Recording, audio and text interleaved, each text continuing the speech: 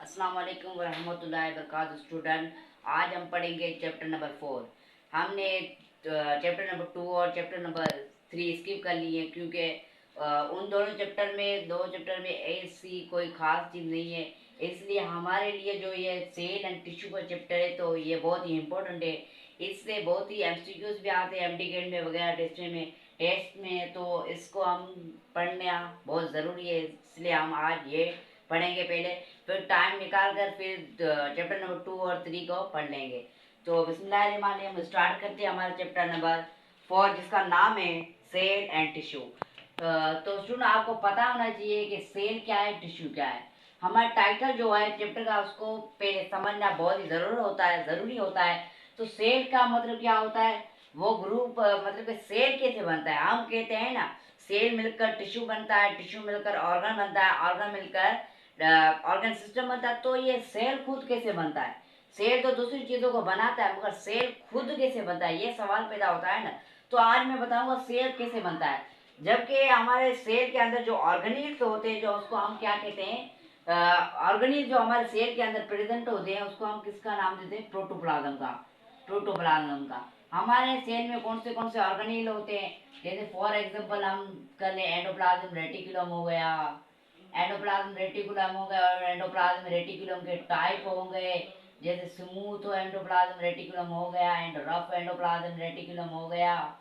And मैं आपको कहूँ कि गोल्जी बॉडी हो गया, गोल्जी एपरेटस हो गया एंड गोल्जी एपरेटस हो गया, गोल्जी कॉम्प्लेक्स हो गया। ये सब क्या है, गोल्जी कॉम्प्लेक्स हो गया और वगैरह वगैरह से ऑर्गेनिल्स जो है ये सब क्या ऑर्गेनिल्स है। क्या ऑर्गेनिल्स है, किसमें होते हैं, सेल के अंदर होते हैं। जब ये एक मतलब के कलेक्टिवली हम उसको क्या कहते हैं, प्रोटोप्लाज्म कहते हैं। जब हम इस सबको एक ही नाम से पुकारना चाहे तो हम उसको क्या कहेंगे, प्रोटोप्लाज्म कहेंगे। क्या कहेंगे, प्रोटोप्लाज्म कहेंगे।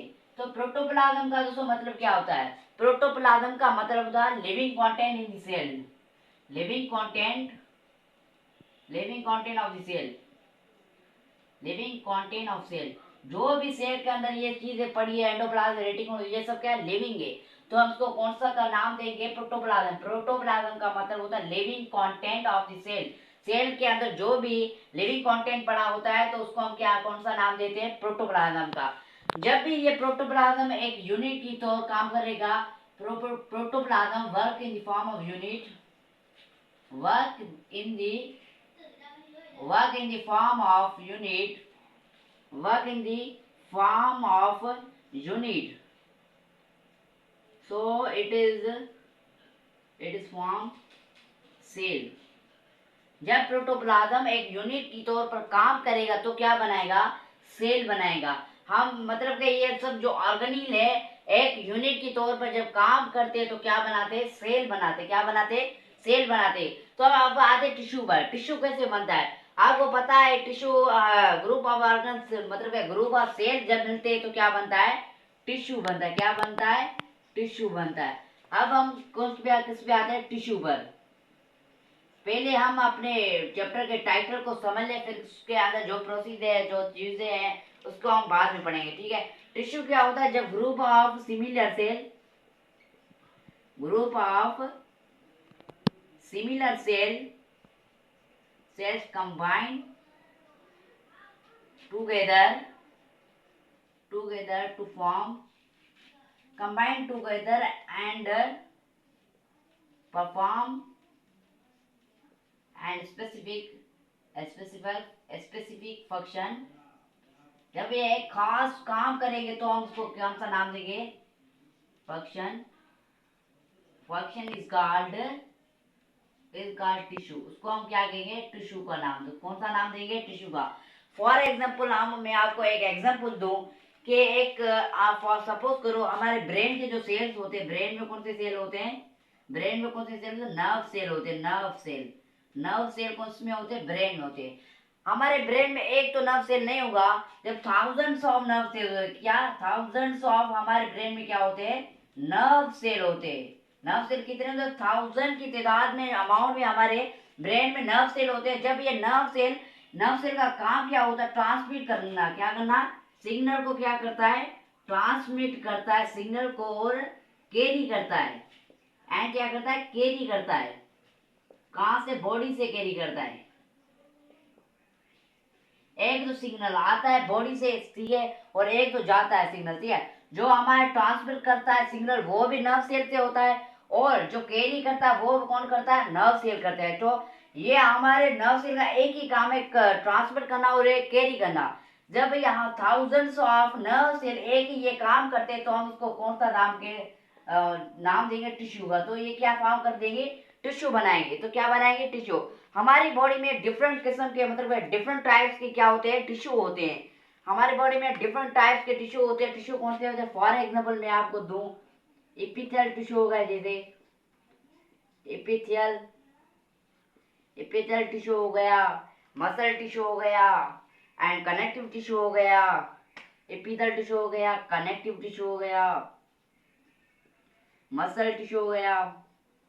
ये सब क्या हमारी बॉडी के टिश्यू है। हमारी बॉडी में टिश्यू कितने किस्म के होते हैं, 4 किस्म के हमारी बॉडी में टिश्यू होते हैं। ये टिश्यू एक बहुत ही लेंथी टॉपिक है हमारे चैप्टर में, सेल एंड टिश्यू। ये सेल एंड टिश्यू टाइटल का मतलब है हम इसमें क्या पढ़ेंगे, सेल और टिश्यू के बारे में पढ़ेंगे। किसके बारे में पढ़े, सेल और टिश्यू के बारे में पढ़ेंगे।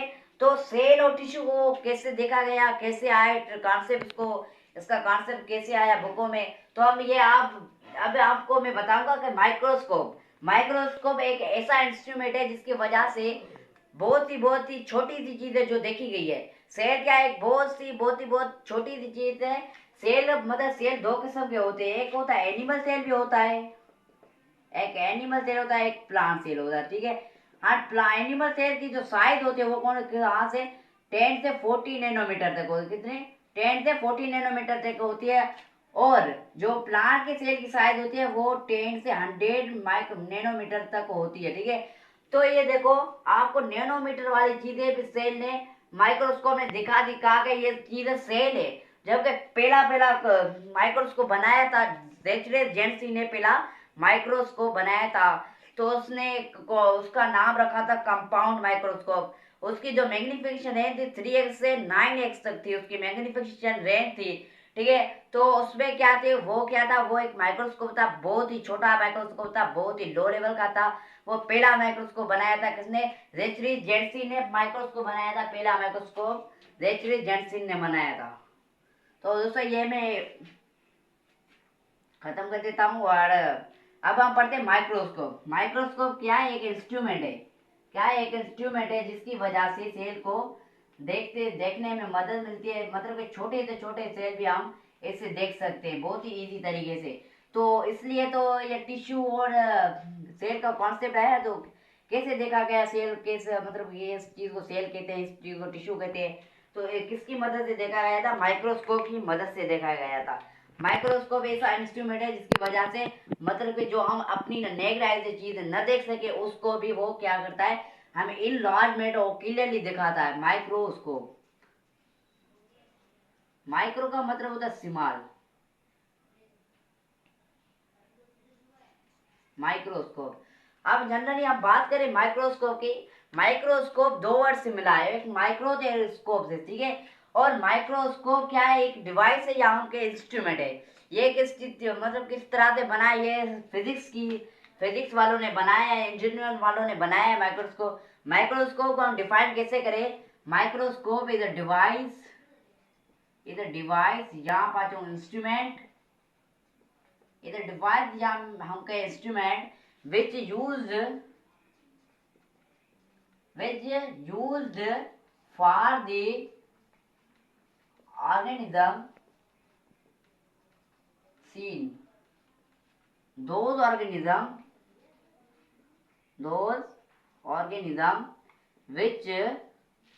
are which are not seen by the naked eyes, microscope ऐसा इंस्ट्रूमेंट है जो हम इस्तेमाल करते हैं छोटी से छोटी ऑब्जेक्ट को, छोटी से छोटी लिविंग ऑर्गेनिज्म को देखने के लिए।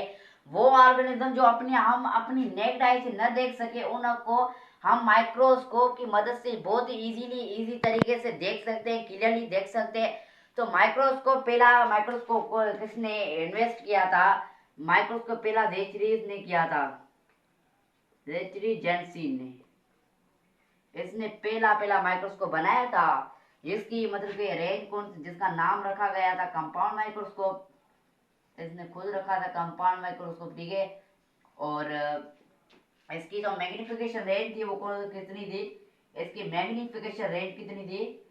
मैग्निफिकेशन जो रेंज थी 3x से लेकर 9x तक थी। 3x से लेकर 9x तक इसकी मैग्निफिकेशन रेंज थी। और ये माइक्रोस्कोप, ऐसा माइक्रोस्कोप, इस पे किसने काम किया था? मतलब रॉबर्ट हुक ने भी यहाँ पे इस पे काम किया था। रॉबर्ट हुक ने इस पे क्या किया था? एक छोटी सी चेंजिंग की थी इसमें। और इसी माइक्रोस्कोप पे रॉबर्ट हुक ने क्या किया था? ऑब्जर्व किया था डेड सेल को। ऑब्जर्व किया था डेड सेल को। उसने एक क्वाक हिस्सा लिया। एक ट्री था, बाग नाम है, पता नहीं कौन सा नाम है उसका, मतलब जो आउटर साइड का पार्ट था वो उठाया और उसको स्लाइड पे रखा। किस पे? एक सी स्लाइड थी, इसको हम स्पेसिमेन कहते हैं। माइक्रोस्कोप पे ऐसी स्लाइड होती है, उसको हम क्या कहते हैं? स्पेसिमेन कहते हैं। जिस पे उसने रखा, वहां पे उसने ऑब्जर्व किया हनीकॉम लाइक स्ट्रक्चर, ऐसी उसने क्या की थी? ऑब्जर्व की थी रूम लाइक स्ट्रक्चर, जिसने उसे नाम दिया उसने सेल का नाम दिया। उसे कौन सा नाम दिया? सेल का नाम दिया। जनरली ये जो सेल था ना वो डेड सेल था। ये कॉक बाग हिस्सा था। ट्री कॉक नाम ट्री का है, उसका क्या कौन सा हिस्सा? बाग ट्री, कॉक ट्री का बाग हिस्सा, आउटर हिस्सा वो लिया था, वो उसको ऑब्जर्व किया था। और उसको ऐसी स्ट्रक्चर नजर आई हनीकॉम लाइक स्ट्रक्चर नजर आई, जिसको उसने नाम दिया सेल का। और इसको नाम दिया सेल का। और कौन सी बात, ये कौन से थे यहाँ? इसमें तो उसने सिर्फ ओनली सेल वाल देखी थी। सेल वाल क्या होती है? डेड होती है। तो उसने क्या देखी थी? सेल वाल सेल में देखी थी, बस यही चीजें देखी थी। एक मतलब कि इसको 1665 में ऑब्जर्व किया था। 1665 में ऑब्जर्व किया था, तो 1671 तक ये सेल से हम पढ़ते आ रहे। उस दौर में डेड सेल की सेल वाल ही पढ़ते आ रहे थे। जो फिर 1671 में क्या किया था? रॉबर्ट कौन सा एंटोनियो लियो किया था, सेल को डिस्कवर किया था, लिविंग सेल को डिस्कवर किया था। और उसके बाद भी बहुत सारे सेल थ्योरी, उसमें हम आगे पढ़ेंगे कि सेल में कौन सी चेंजिंग आई, सेल में कौन सी थ्योरी रिजेक्ट हुई, कौन सी नहीं हुई, और कौन से चेंजिंग के पॉसिबिलिटी सेल थ्योरी के हैं। तो हम अपने लेक्चर को यहीं पे ख़त्म करते हैं। दोस्तों, आपको लेक्चर समझ में आया हो तो बराए मेहरबानी वीडियो को लाइक कीजिए और चैनल को सब्सक्राइब कीजिए और कमेंट कीजिए जो भी आपको नहीं समझ में आया। मतलब कि जो भी आपके माइंड में क्वेश्चन है वो ड्रॉप कीजिए कमेंट में, हम आपको उसका आंसर देंगे। प्लीज़ वीडियो को लाइक कीजिए, सब्सक्राइब कीजिए। मिलेंगे नेक्स्ट वीडियो पे। अल्लाह हाफिज़। Thank you. अपनी केयर करना, अपना कदर करना। Thank you.